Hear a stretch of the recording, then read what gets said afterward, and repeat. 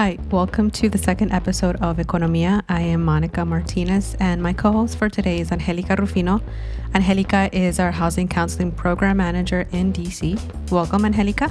Thank you for having me. As you all know, it is becoming increasingly difficult to become a homeowner in the DC area. According to Bright MLS, the average price of a home in the area was around $570,000 for the month of June, while the price for a single-family home reached well over $700,000. So, for this episode of Econo-Mía, we are going to talk to someone who actually purchased their first home during the pandemic by using programs that are available in the district for residents who want to buy but can't afford these high price tags. With us today is Renee Perkins. Renee purchased her first home less than 1 year ago, and I actually had the pleasure of working with her. Welcome, Renee. Hello, how are you? How are both of you? We're great. Thank you so much for being here with us today. Congratulations on becoming a homeowner. That's a pretty big milestone and accomplishment. Let me ask you, is DC home? Now it is. Not originally, no. I grew up in North Carolina. I came here about 16 years ago now, and I've come to love it. So you've lived in DC for 16 years. What made you want to become a homeowner? Well, I always kind of planned to become a homeowner. I just didn't know where that was going to take place, what part of America. But the more I stayed here in DC, and I loved being in the capital, I made connections. It just became home for me. And ultimately, though, what really pushed me was that I was tired of paying so much high rent. And I'm like, well, if I'm paying all this money every month for my home, like, why can't I at least own it? So I just kind of started a 5-year plan to own. Well, welcome to DC. We're happy to have you. So you came to LEDC at the beginning of 2019 for a homebuyer education class. What made you decide to reach out to us? Well, when I came to you all, I wasn't actually coming for the home buying class. I had been recently approved for a mortgage elsewhere, but it wasn't enough to stay in DC. And, DC is very expensive, as you stated in the beginning, to live here, even, buying a home. So a friend in passing had told me about the IZ program. And that's when I just kind of did a Google search to find out more about that. And that's when I learned I needed to work with a nonprofit in order to really get to where I wanted to be with that, which is how I wound up with your organization. And that was my initial step. And then when I met with Angelica, you were the one who encouraged me to take the class. I'm like, all right, I'll take the class. I'm tired of classes, but fine, I'll do it. And I'm glad I did. Because it was a lot. I learned a lot about, the different programs. Not all of them I was eligible for, but I learned a lot. It made me wonder, do people realize there are so many programs here in DC that you can utilize? It was just amazing. And for those who don't know, how would you define the HPAP program and the IZ program in regards to your experience?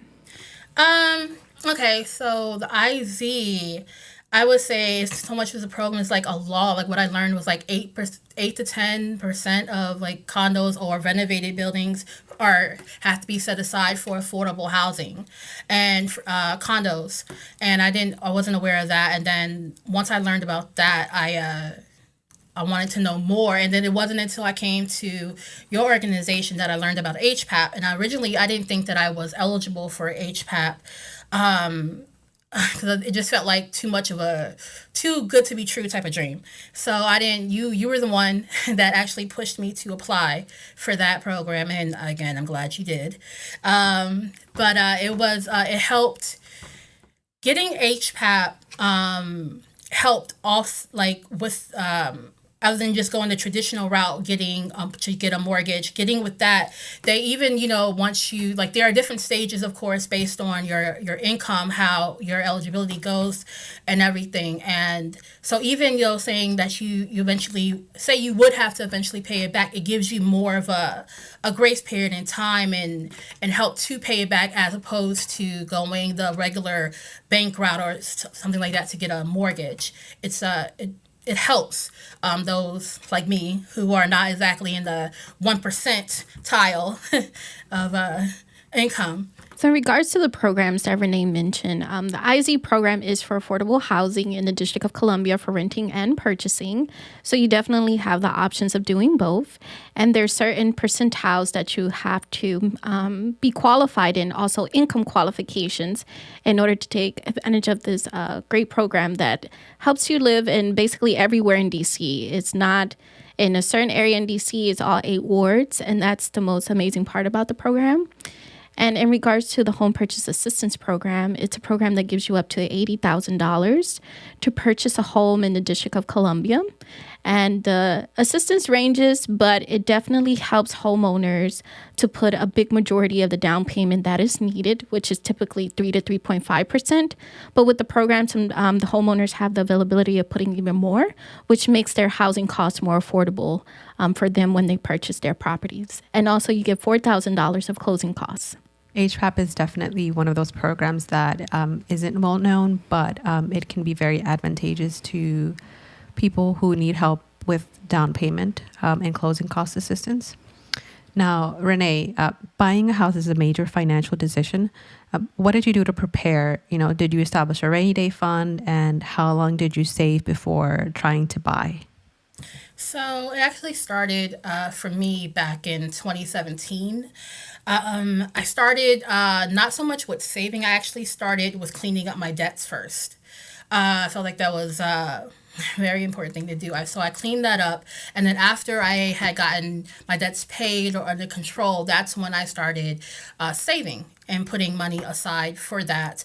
And I admit that, how is it? It's not the easiest to save, but what I started doing was treating it like, and I recommend this for everyone, if you have a hard time saving, just treating it like a bill. So, just like every single month, if you can do it more than once a month, that's great. But at least once a month, you just, like, you're paying a bill, you automatically put a certain amount aside and put it in your savings account. If you do auto pay, you kind of treat it like auto pay, like, so that your bank is automatically taking that money and putting it into your savings account. And that's kind of how I started with that whole process, slowly building with my savings, building with the debts, and just keeping everything under control, and also trying to show that I was financially responsible. And now I'm very glad that I was doing that. Some of it I was just doing on instinct, but once I actually started the process for home buying and I saw how much your finances are scrutinized, I just felt really exposed, I have to tell you, with that. But I was glad that in the past that I had definitely shown that I can be financially responsible, because like all that prep work helped. In regards to your purchase, Renee, you were a part of a special group that purchased a home during the pandemic. What was that experience like? Oh my gosh, I thought I was going to lose my mind. Oh gosh. Okay, so on one hand, I would say there was a benefit, because I feel that because everyone who was also engaging in, because I was doing it the IZ way. And so, because, with IZ, you have to make sure you have your paperwork together and all these things. And everyone else who's also going for that same unit has to do the same thing. So part of it, I was glad, because ultimately for the home that I wound up purchasing, I was like, they rank you, and I was number 10 out of 11. And but yet I'm the one who won that lottery, and it felt great because I was the first one who had my documents in, and it was, and so it was because that was the great part. But then the part where I just felt like I was going to completely lose it is where the pandemic came in. The people weren't buying. That made sense. People weren't buying because it was a hard time, particularly last year. But because of that, the bank that was handling part of my mortgage, they would not open up the funds until the developer had 51% under contract, and that took, I had went under contract in May of last year, and I did not close until October. And I was so stressed, and I was upset, and then I was also scared that they would somehow take it away from me, because the bank refused to open up and give the funds up till we can close, and the developer was getting frustrated, and it was a really big deal, and I was just stressed every part of the way. And then it was, the closing date had gotten rescheduled 3 times, including on the day of the closing. And then they called me in the morning and said, sorry, we have to reschedule it again. And the interest kept going up, and it was a lot. So yeah, it was very, I think, even more stressful than it would have been if a pandemic hadn't been going on. But because of the pandemic, everything was so much slower, and it really just got the nerves going. Yes, I do remember those moments. We would stay in constant contact, and I'll be like, just hold on. It's going to happen. It's going to happen. And definitely greatest shout out to your home buying team. They helped you tremendously. They kept your spirits up. Your lender was amazing. Definitely want to give her flowers, because she definitely helped you 100% to close on that property. Oh, definitely. She was awesome. Also, the seller, representing the seller of the place, he was great, because he was the one who chose to go with me instead of the ones who were higher ranked than I was. And I have to say, that's another thing I wanted to. You had told me this yourself, Angelica, that don't worry about how you're ranked. It's about paperwork. And you were right. But so also, not only would I want to emphasize making sure you always have your paperwork together, so you only have to worry about anything that you have to refresh when that time comes. But then also, keeping in contact with the seller or the seller rep throughout the process is also beneficial, because then they see you more as a person and really connect with you, I think. And I mean, that's how it worked well with me. So I think that's something you should do. Definitely. Thank you for that pro tip. Yes. A lot of people, they get the misconception that you're just a number, and I'm just going by the number. But if you keep in constant contact, you show your face, you call them, they definitely will start seeing you in a different light and see that you're more serious about this property. Renee, did you ever think becoming a homeowner in DC would be possible? I mean, I always like to say that I'm an optimistic person, but so I thought it would be possible. I just didn't think it would be possible so soon.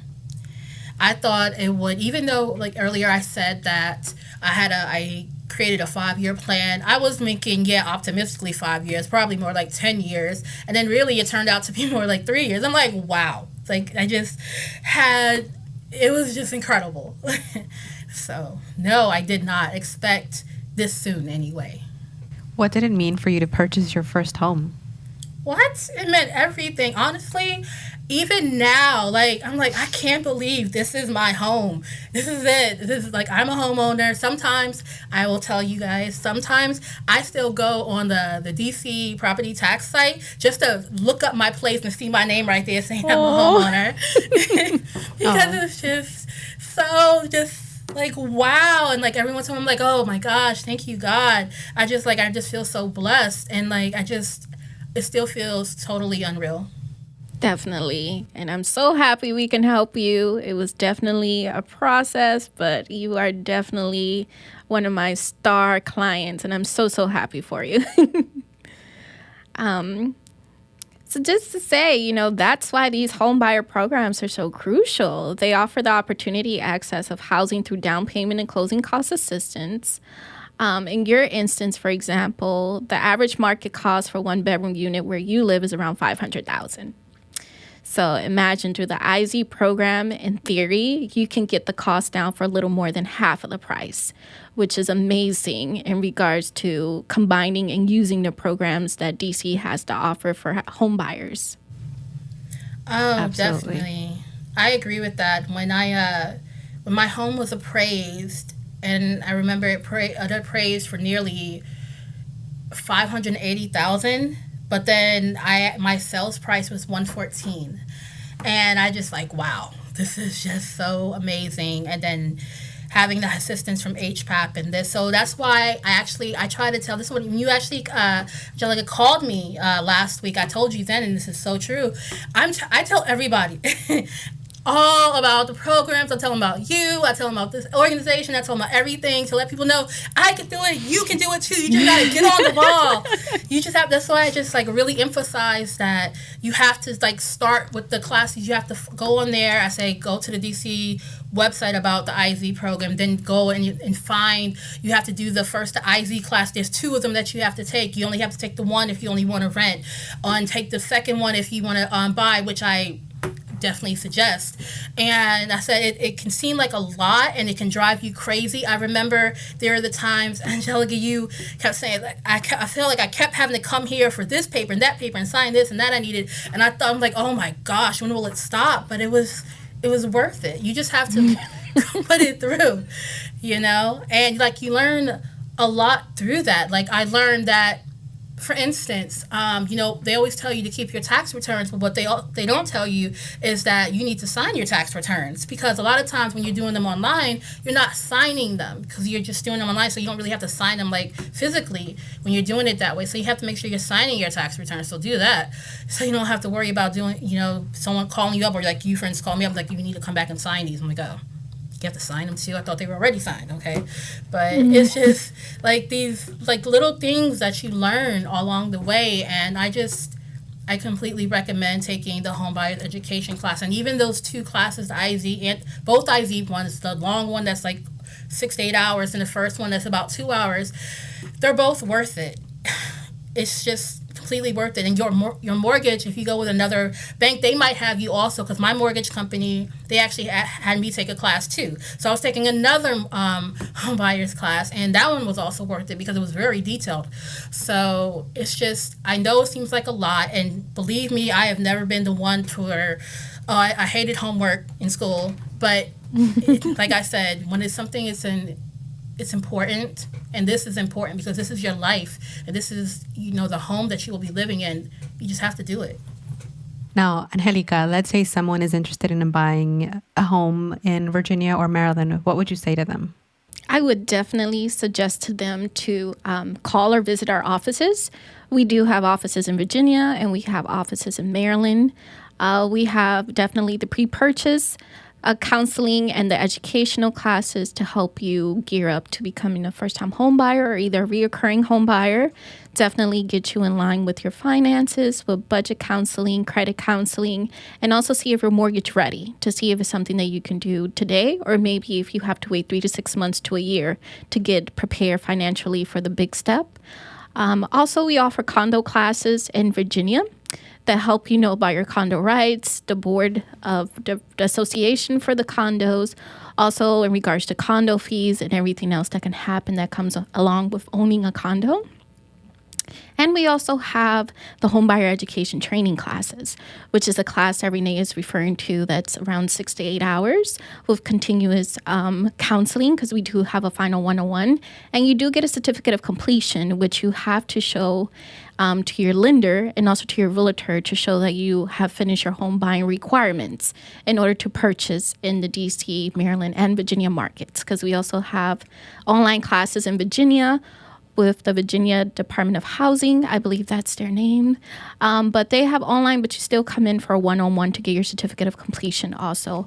Or in this current situation, we do virtual. So you could definitely have the options of virtual classes and also virtual housing counseling services. So Renee, you closed on your home last year.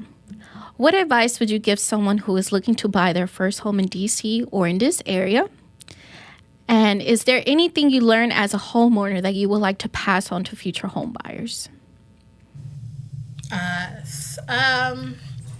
One, at your closing, don't let anyone rush you. When you're going to have to sign a lot of papers, do not let anyone, whether it's the loan officer that has been working with you or the other lawyers, anyone, don't let anyone rush you when you're reading it, because these papers are important. I know you might feel rushed, but this is ultimately, you're the one buying this home, not them.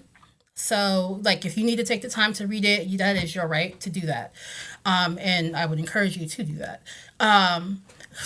That's definitely one. Another is, like I mentioned earlier about your tax returns. First of all, just keep everything, because before I started working with you, Angelica, I did not know I needed to keep all of these things, and that so many different things, like regarding your bank accounts, were connected. Even a bank account that was closed, but because it popped up on something, like I had to like show those too. And in that case, if anyone does run into that issue, like, well, the bank was already, like, that account was already closed, it's really actually easy to go to get those account information, even though it's closed. Just go to that bank and they'll print it out for you. So that's pretty easy to do that, in case anyone was wondering. Another thing I would say is, when it comes to like getting the home inspected, make sure you definitely find out, like, really investigate the best people to inspect the place. And if you're using HPAP to do that, make sure that they can know how to do an HPAP inspection. And I definitely recommend being there during the inspection, and because they look at other, like, not just like big things, but the smallest little things. Like, they're the ones who told the developer, hey, you need to put some door stops in. I wouldn't even thought about that. And so, and then another thing I would say is that if I'm differently able, so if anyone else out there is differently abled, I would highly recommend, like, you completely look not just at your unit, or if you're getting a condo to your unit, but also just the outside of the building. See anything that would make it easier for you to be to live in this able body world, and get that done before you close. And to tell the developer what you need that is well within your rights as a differently abled person. If you're not familiar with the term differently abled, it's AKA disabled. It's in your rights to do that, and just to get it done before you close, so that you can have it done in writing. Because if you request it after you close, then most likely the cost to get those things done is going to fall on you, and that's not great. Or if it doesn't, it's just going to be a long headache to get it done. So just make sure you completely just think of everything. Get a checklist. If you're not someone who writes lists, start for this, because it's, you'll thank yourself later for doing that. And I guess the other thing is just, again, like my condo, I don't know about everyone, but like if yours, if you have a warranty that goes into effect the day that you close, might be like a year or so.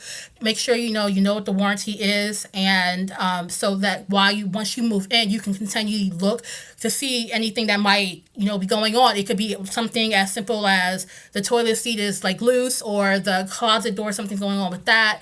But all of that should be covered in your warranty, so that the cost of fixing it won't be on you.